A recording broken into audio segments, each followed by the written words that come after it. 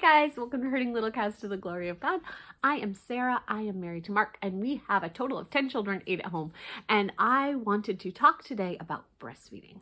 So I am a mom who has always breastfed all of my children. And I've had some recent questions from people and just some recent things that I've seen that I think people are confused about, and I just wanted to talk about that. I've got some other breastfeeding videos, and I might even cover some of these topics in those videos, but it was just some things that I wanted to say while I was thinking about them.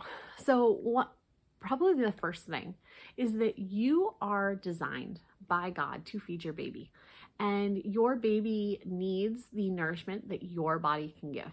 Your breast milk is the best thing that your baby can have because your body is producing exactly what your baby needs at that time. It produces for your baby's own size, your baby's own growth pattern they're going to be doing. For any sicknesses that you and your baby encounter, your body, if you encounter them, your body starts making antibodies against that sickness. If your baby's body encounters something, the baby's saliva, when they nurse, actually communicates with your body and makes your body start making the right antibodies and things for their illnesses. So your breast milk is the best thing that your baby can be getting. When you first have a baby, your body is only making colostrum, which is like liquid gold. It is exactly what your baby needs. It's a very, very small amount because your baby doesn't need much at the beginning, but it really helps their immune system. So any of that you can get into your baby is great. And then as you continue to nurse your baby, your milk supply will continue to grow, and at some point your milk supply stops growing. So if you are one who pumps, you will notice that you might not be making more milk, like you have a steady increase from those first couple days, and then you may not be making more milk. But the amazing thing about breast milk is that it changes the amount of calories per ounce of milk that your baby's getting. So when you give a formula-fed baby formula, you need to keep increasing that amount of formula as your baby gets older, because it's only a certain amount of grams of nutrition. I can't think of the word that I'm trying to say, but it only is giving so much of the protein and fat and stuff that your baby needs per ounce. But your body makes it that it actually becomes more condensed as they get older. So what they needed before, let's say they needed 5 ounces of milk, they still only need 5 ounces of milk. It's just better proportions for your baby's body. Your body is made to make the milk that your baby needs. And I think this is something that really, really bothers me right now about healthcare in America, specifically OB/GYN care in America, is they convince women before they've even had a baby that they're going to have trouble nursing. And so insurance companies pay for you to have a pump at home. I will tell you, I know that there are problems for people who breastfeed. Sometimes I know that happens. I have friends who, for different reasons, either have had to supplement with breastfeeding or totally had to stop breastfeeding because they personally had a problem. But most women can make enough milk for their babies.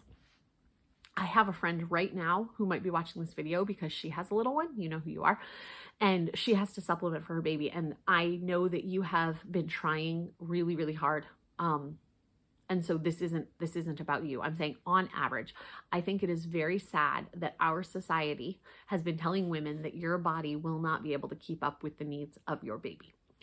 And making them question whether they're going to be able to nurse their baby, because we've made it sound like such a scary thing. My oldest daughter is 21. She has a baby, and she, even though she had watched me nurse 9 babies, well, she was one of those 9 babies before her, she still questioned whether she'd be able to nurse. Like right before she had the baby, was like, well, will I have enough milk? And you will not know until baby's born, but more women are able to do it than society makes you think. Also, your body is making exactly as much milk as your baby needs. And so any milk that you're able to pump is extra. It's dessert. It's whatever. When you feed your baby, if your baby is full and satisfied at the end of a feeding, that's all the milk your body has to make. So if you're pumping and trying to fill your freezer, you're trying to encourage your body to make milk that doesn't have to be made. Of all the babies, the only supplement that I have given my babies from breastfeeding is the last couple babies, I have pumped colostrum before baby's born for just the immunity benefits of it. And also I deal with gestational diabetes in my pregnancies. And so I have pumped colostrum before baby was born. So I would have it if baby's blood sugar was having problems instead of giving them formula at the hospital. And so since I had that milk already, when baby has been sick, I've given a little bit of the colostrum just because it's so full of antibodies and good stuff. But I've never had to supplement the baby from what I've given them. None of my babies have ever taken a bottle. I have had a few times. I make a lot of milk. I know that I'm unusual in that I make a bunch of extra milk, but if you don't pump it off in those early days, your body will start only making what's necessary for the baby. So with Virginia, she was my first baby. She's my one who's 21 and has a baby now. I had to pump off like 6 ounces of milk the first night my milk came in because I was so engorged she couldn't eat. So I pumped off all this milk just to make myself comfortable and her to be able to eat. But I never stored up any of that milk. She never took any of that milk otherwise. And after the first couple days, my body regulated and I wasn't making extra amounts of milk. It's normal in those first couple weeks for your body to leak milk. So when you start to nurse, you have what's called letdown, where the milk will fill your breast. And sometimes that will leak even out the other side when you're nursing. That's totally normal. There are pads that you can wear in your bra to keep that milk from spurting everywhere. But if you aren't doing anything to pump that other milk, even something like a Haka, not that those are totally bad, but if you put that on, it's adding some suction to that side and it causes your body to think it still needs to be making more milk. I don't think it's bad in those first couple weeks when it's going to be dripping out anyway to collect a little bit, but I have never used other milk to feed a baby, and I've never bought formula. So I have now nursed 9 babies. Yes, I have 10 children. We had a stillborn. So I have nursed 9 babies and I've never had to supplement with anything else.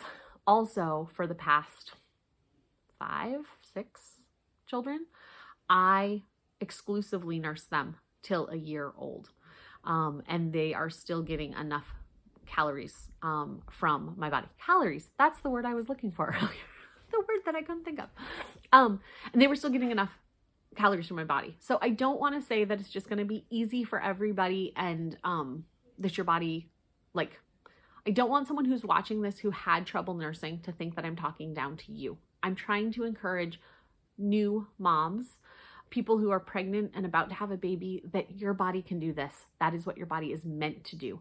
And so while, yes, we live in a broken world and sometimes it doesn't work, it works more often than it doesn't. So those were the things I wanted to say. The other thing I wanted to say is it is physiologically normal that your baby wakes up at night to nurse.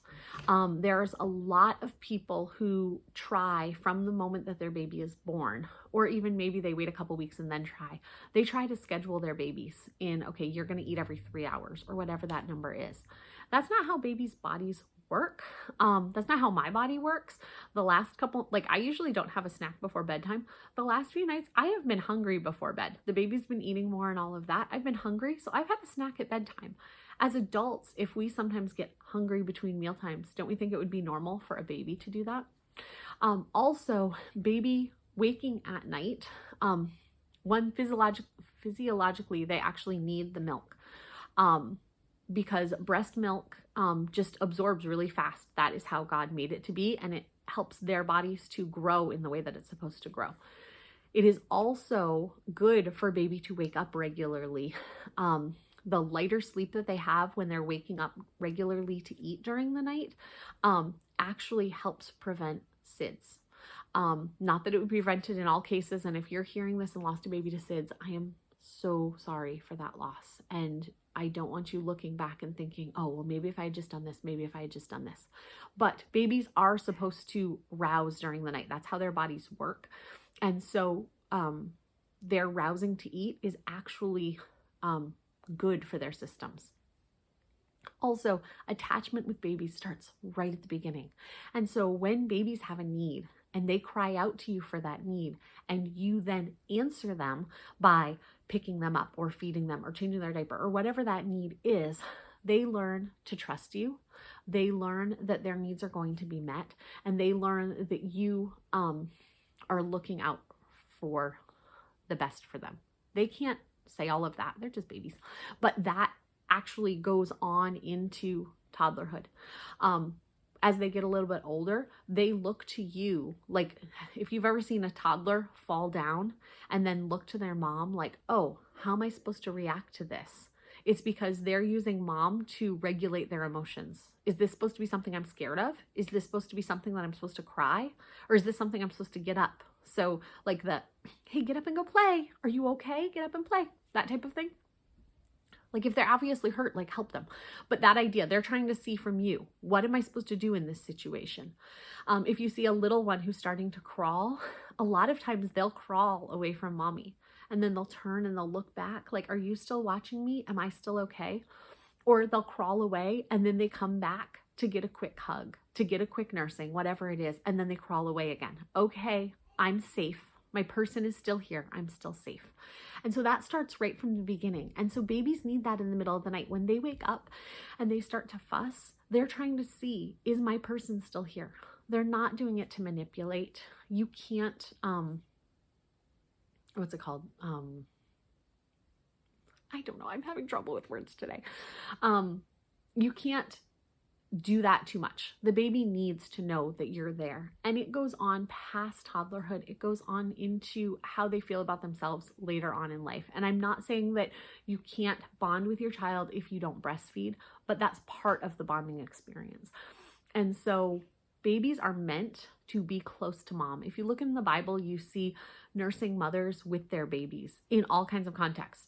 Jesus is talking, they're reading the law in Nehemiah, I think it is, or Ezra. They're reading the law there. Different places you see the nursing moms and their babies. It was very normal for a mom to take her child to these, the sermons and the activities and all of that, and for mom and baby to be together. When it's talked about a baby, like hungering for the mother's milk, like we should long for the word, people knew what they were talking about. They weren't like, oh, that must be what those moms are doing over in that other room when they go out with their babies. No, it was very common. They knew that babies ate from the breast and that was common knowledge. So in our church culture, we have pushed we have pushed nursing moms out into the hallway, out into the nursery, wherever it is, to go feed their babies, because it makes us just feel icky that a mom might be trying to feed her baby. But if you are a mom who's trying to feed your baby, you're trying to be discreet about it, and you're just trying to take care of your baby's needs. You're trying to make sure that your baby is growing a good attachment to you, and you're trying to make sure that you and your baby are hearing God's word. I am applauding you. You're doing a great job, mama. If you are somebody who's feeling uncomfortable with a mom who's nursing in public, ask yourself, why am I feeling uncomfortable? Because that mom is doing the best possible care she can be doing for her baby. She needs to be doing it. It is a medical necessity. If babies don't eat, that is a problem. And if they're doing it in a church setting, what would you rather them be doing? Would you rather that mom is not being spiritually fed because she's trying to take care of the needs of her toddler or infant? Because I'll tell you, being a mom is hard work, super hard work. And we need the encouragement of the saints. We need to be together with other people, because while a lot of moms might be out of the house doing things, if you have a young baby, you probably are feeling a little secluded.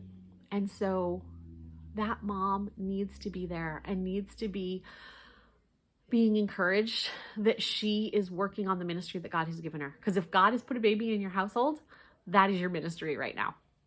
Children in your household, that is your ministry.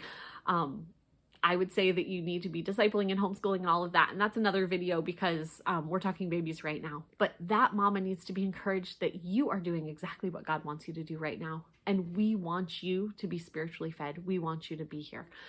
Also, just remember that God has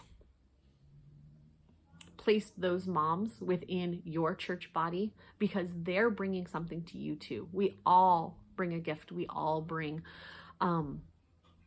something to contribute. And so do you really want to tell that mom, we don't need your contribution. We don't need you in our body? Because it says that the eye shouldn't say to the hand, I have no need of you. It says that you shouldn't say, the mouth shouldn't say to the foot, I don't know that I'm saying the right body parts, but I don't really need you. God has put each person within your church body for a reason, and asking that person to seclude themselves into a corner is asking them to not be a full part of the body. So I hope that this was an encouragement. I love my sisters in Christ who are out there raising their children to the glory of God.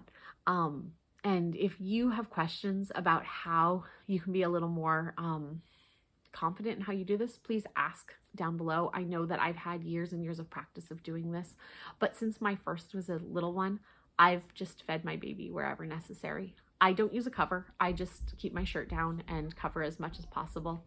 But if a man is having lustful thoughts, that's his problem. I'm keeping myself covered. I'm doing what I need to do for my baby, and I'm also there to be spiritually fed. A woman who's taking care of her child's needs to feel included also.